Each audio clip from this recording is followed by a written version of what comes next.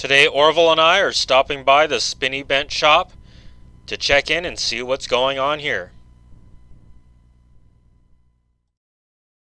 Hey, I'm Ben Spinney, one of the Mountain Mafia bosses, and we're here at my shop, Spinneybent Fab.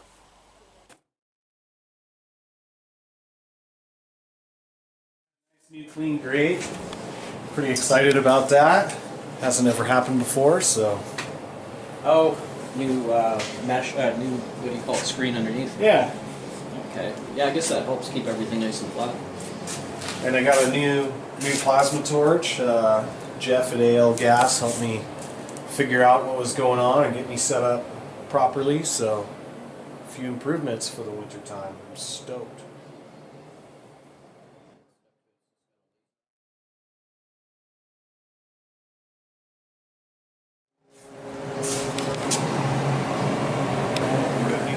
Yeah, I've been welding these wheels together for Jeff Aiken's truck. I'll show you guys, it's in the back shop. Yeah, so this is the truck I'm building the wheels for. And we still got to set the suspension, it's a little low in the front. Yeah, check out underneath this full tube chassis now. Front to back. And right now we're doing the cage. And I'm going to get him all buttoned up.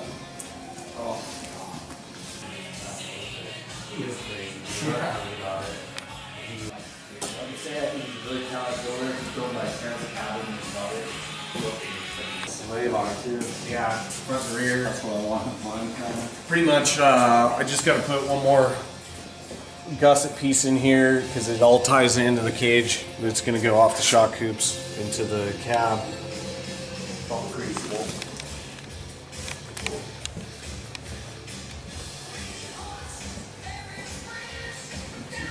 You see those pinion brakes and skid plates and stuff under that axle tech?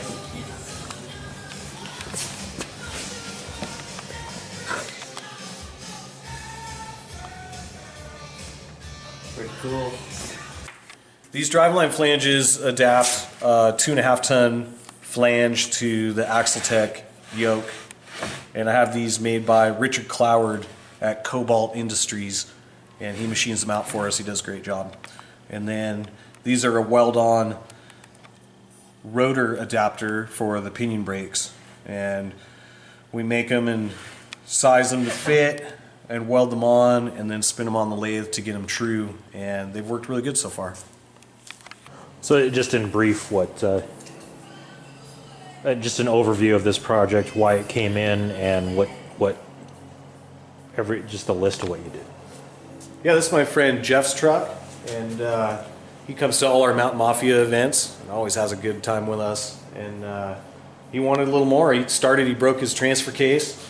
His friend was actually driving and broke his transfer case, and we started talking around the campfire about what we should do, and he decided to go with a nice SCS setup. We put that in, and he was still on 1 tons at the time, but he went out and enjoyed the truck, and next time he had a problem, he brought it back, and we put the radiator in the rear and changed some of the cooling system for him, and that's when he decided to step up to bigger axles and hydraulic bump stops and coilovers, and obviously some huge tires, so should be a great rig. I can't wait to go wheel it some more myself.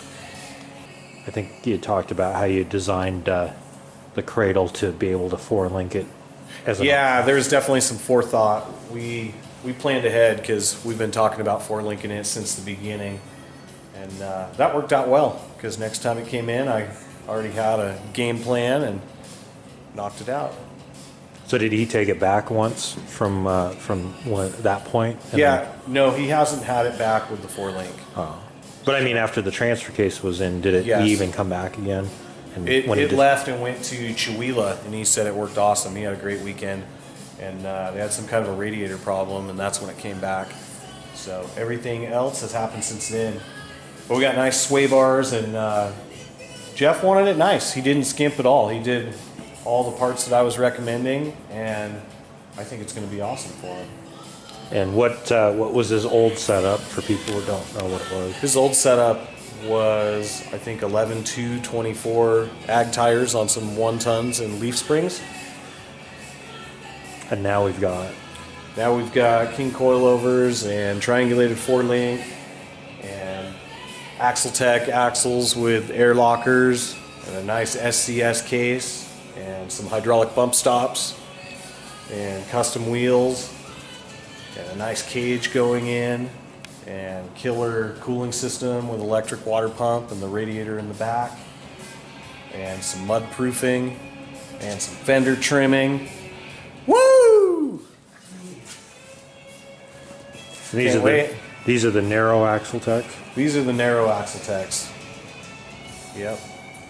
Marijuana involved, and then all of a sudden it was done. I woke up, it was done. Ooh, come here, Pop. Let's get.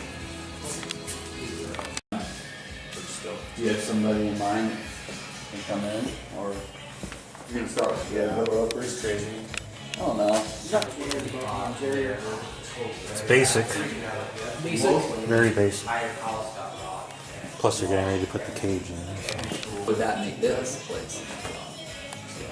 For this square footage, you know, this is almost 6 That's basically how these guys are building a truck out of the truck, you know? Yeah. You but- gotta build them in stages too, right? Well, I guess, you yeah. don't have to. You're going all. So how many axle techs are you down to now here? I got one set left. One set of the narrows left. One set of the narrows, yeah. A straight rear and a steering front. So I'm gonna get some more coming here.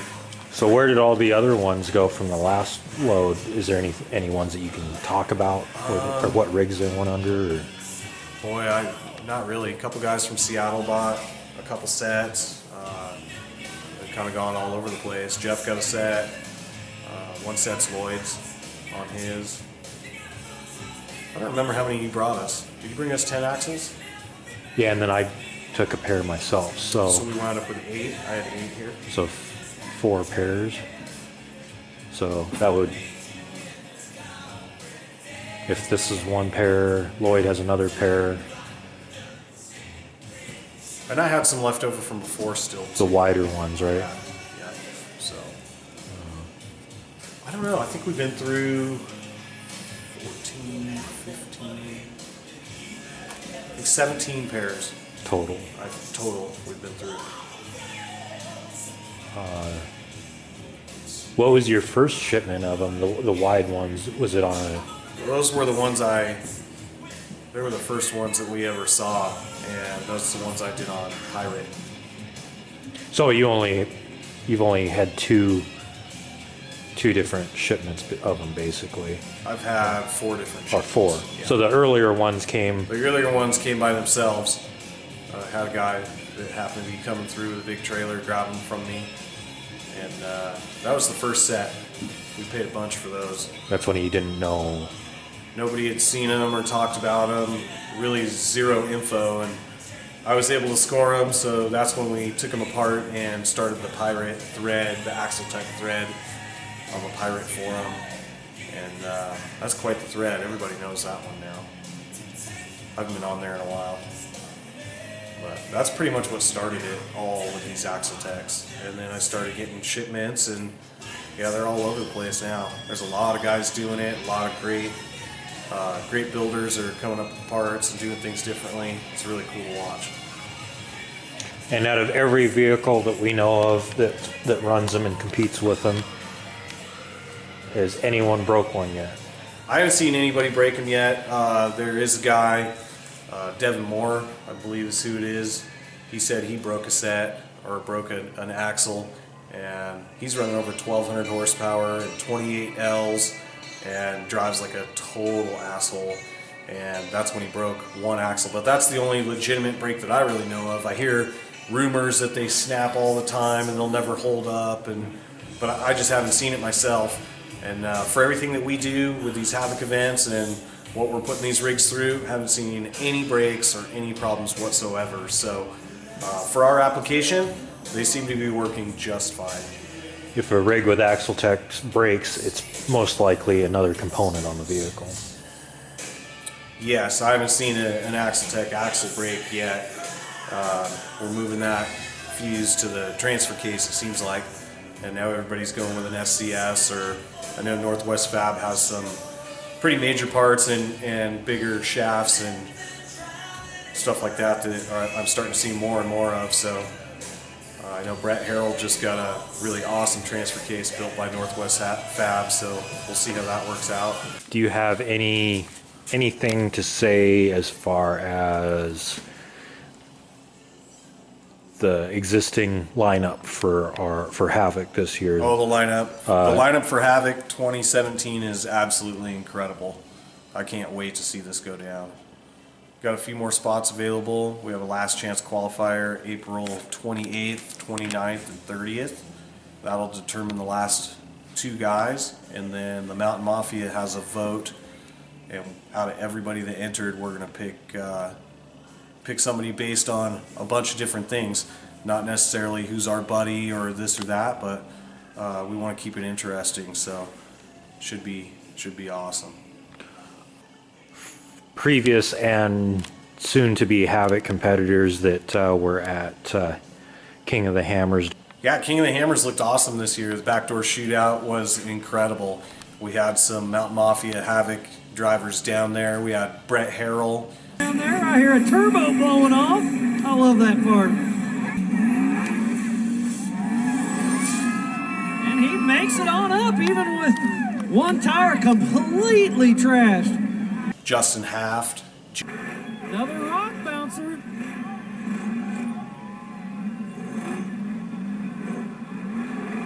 So he's picking that right line and walked it. This will be a good time. We'll keep an eye on him.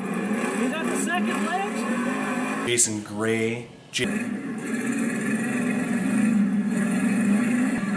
I love it. Those big tires just eat it up. He's got a great run going. Jason Moon. I see sparks flying already.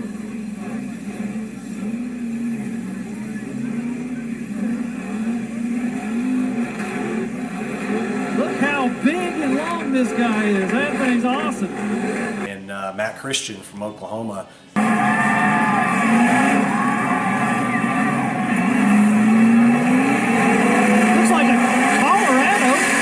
And those big tires apparently are the big ticket item on that guy. They were running our Havoc stickers and trying to represent our side of wheeling and our side of the sport, which is really awesome. And those guys put on a great show. So much appreciative, and looks like they had a blast. Yeah, what I think was awesome about it is these Havoc boys are showing the rock bouncers and the Ultra 4 guys and the rest of the world that these Havoc rigs are true contenders when it comes to some of these shootouts. Right. We decided to add a new race this year, and we're calling this type of racing Outlaw 4.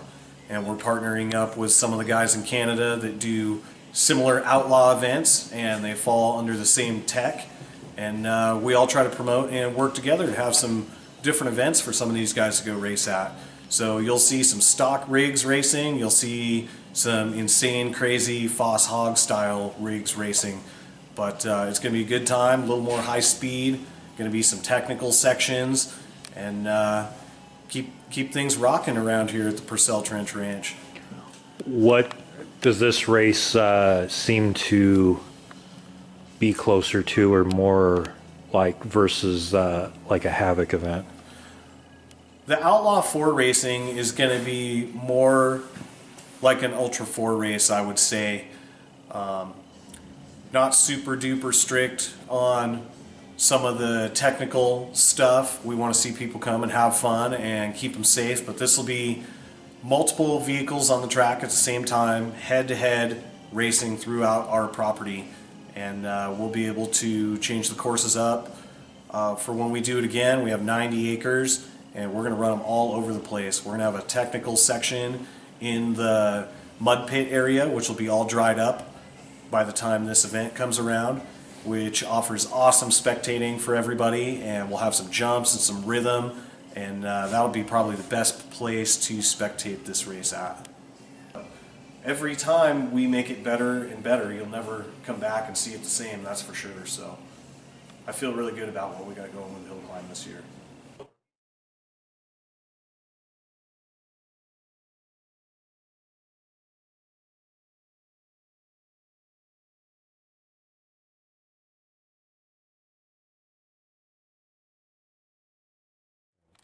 No, just been plugging away. I got the winch mounted and getting ready to do a nice custom stainless steel tank. My friend builds tanks for a living, and he's going to help me do a nice fuel tank. And I got my pedals in, my seats kind of where I want them, and I got a lot of work to do, but the seats aren't welded in yet, so I pull them out of the way and keep working. And my whole philosophy for this was to start with good geometry and put the parts where I wanted to, and then you know, try to make it look cool also.